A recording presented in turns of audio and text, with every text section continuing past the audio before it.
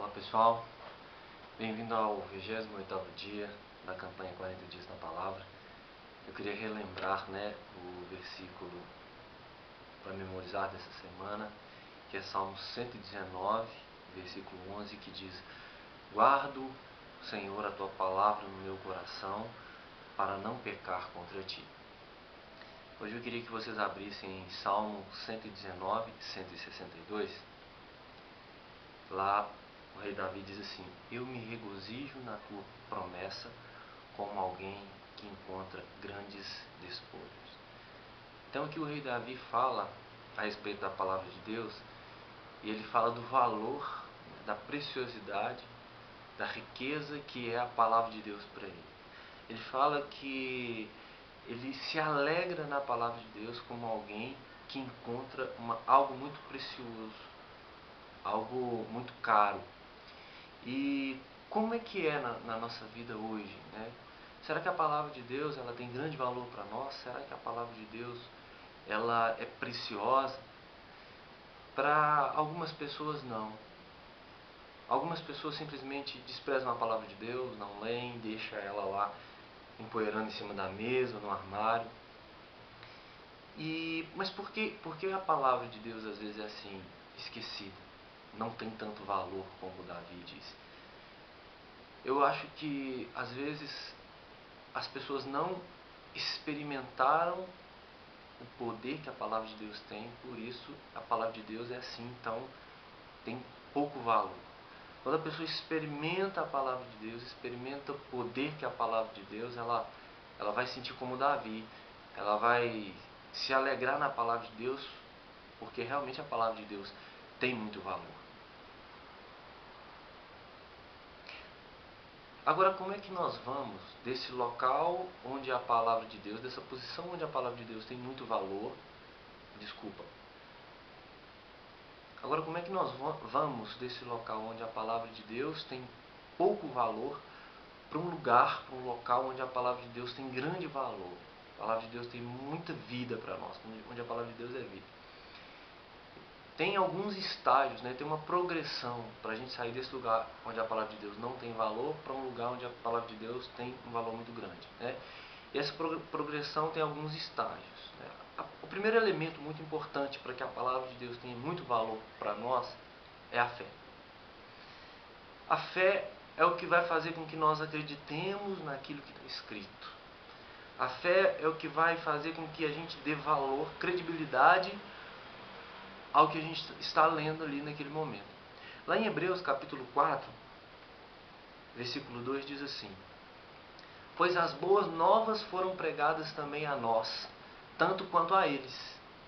Mas a mensagem que eles ouviram de nada lhes valeu, pois não foi acompanhada de fé por aqueles que a ouviram.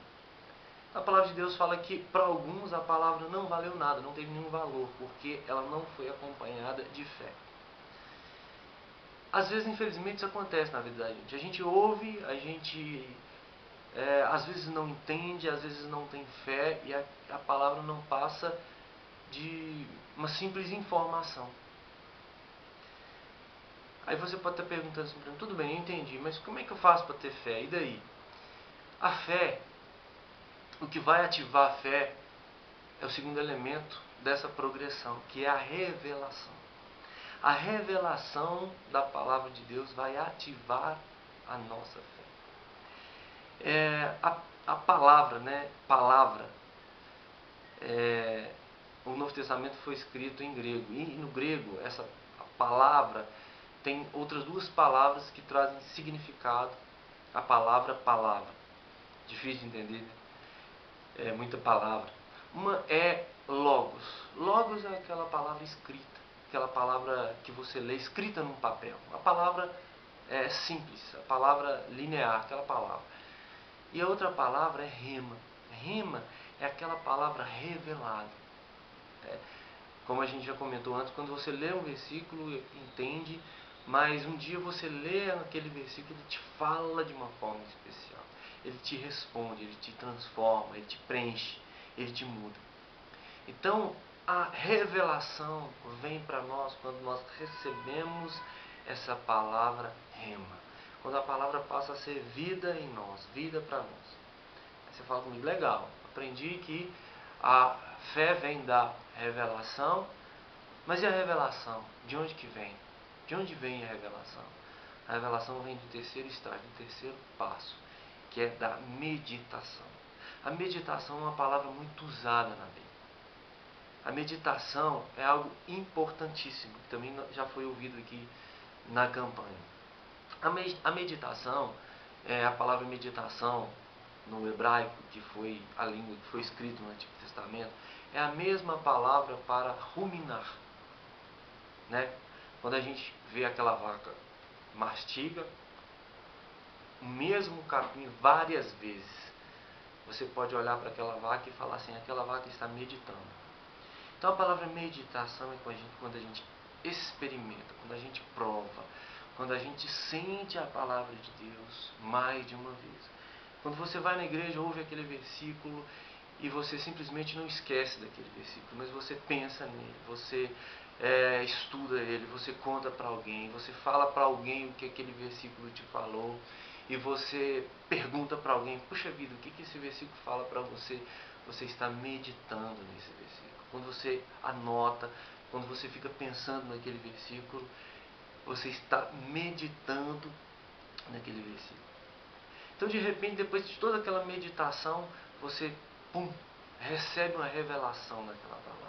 E aquela revelação vai ativar a sua fé, e a fé vai ativar a palavra de Deus, e a palavra de Deus vai passar a ter um valor muito mais alto para você, por causa desses elementos. Eu queria ler com você o último versículo, que está lá em Josué 1:8, que diz assim: não deixe de falar as palavras deste livro da lei e de meditar. Quer dizer, mastigue, engula, traga de volta, faça o processo todo de novo e de novo. Então não deixe de falar as palavras deste livro da lei e de meditar nelas de dia e de noite, o tempo todo você ali ruminando na palavra, para que você cumpra fielmente tudo o que nele está escrito. Só então seus caminhos prosperarão e você será bem-sucedido. Então a palavra vai ter um valor tremendo para você. A minha oração é que você passe por esses estágios e que a palavra venha a ter um grande valor para você. E que você possa ter, como Davi, pensar na palavra como alguém que encontrou grandes riquezas. Que Deus te abençoe.